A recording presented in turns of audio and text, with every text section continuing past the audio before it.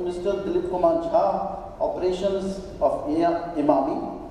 Mr. Jha, operations teams are at front line of execution agility.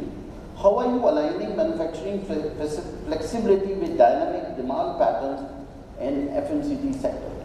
And now how the consumers are, I was just watching my son last evening, he was ordering food at 1 o'clock. Who eats food at 1?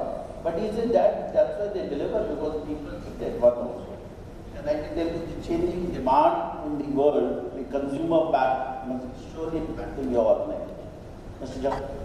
Yeah, thank you.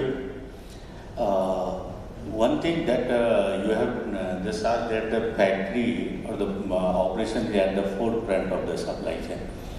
And definitely, when we talk about this factory operations producing the goods for the consumers, it has to go many stages and it has to face multifaceted challenges as well as the opportunity itself.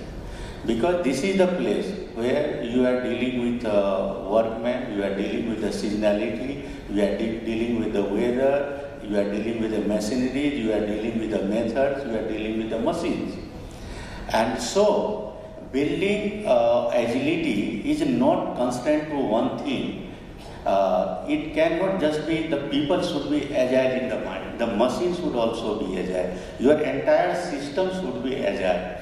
So when you are handling, man, machine, material and the method at the same place, and when you make everything agile, only then you could bring the agility in your operations. So in order to do that, you need to have, in modern days, the shorter planning cycle. Because we all know the preferences of the customers are changing every day. Every day they neither wish to try the new product, they wish to try it and have it at any time. As you have rightly said, that the generation today wish something at 1 o'clock at night and they want to have it within 10 minutes or 15 minutes. So they are the customers and they are the kings, and with the entire the motto and the objective of the entire supply chain is to meet the requirement of the customer. So if you want to satisfy or meet the need of the customer, definitely you need to have the very agile and resilient operations. And that is possible only when, as I have told one thing, that you need to have the shorter planning cycle. The second thing, your factory assembly line, your factory line should have the agility to change in a very short duration, and that is the changeover time. So if you want to switch over or change over from one SKU to another SKU, you need to work out that how quickly you can do it. And most of the time when we are talking with our team, we give the examples of the Japan, something like that, how they clean the entire trains within the 7 minutes.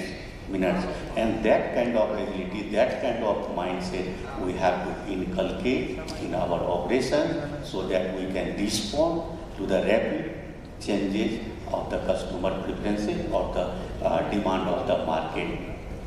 And the third thing, definitely, this, as he has said, that the supply chain has to sense the changes in the pattern or the changes in the demand. So you need the technology integration so that any changes in the demand pattern is quickly communicated to the factory so that, or the operation, so that they can make the necessary changes in the entire planning sections and operations. So, if you really want to have the agile factory as on date, you need to even categorize your product line also. You cannot have the same line producing for the small volume and the large volume.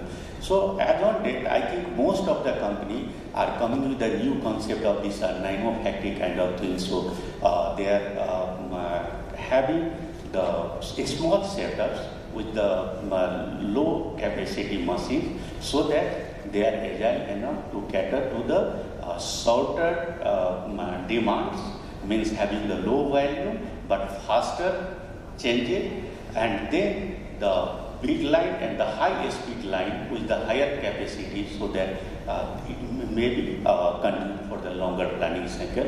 Only building these two concepts can yield or can stabilize your operation to operate your operations with the optimized cost of productions. So that kind of agility as an operation we have to bring in the people thought process, machinery and the technology.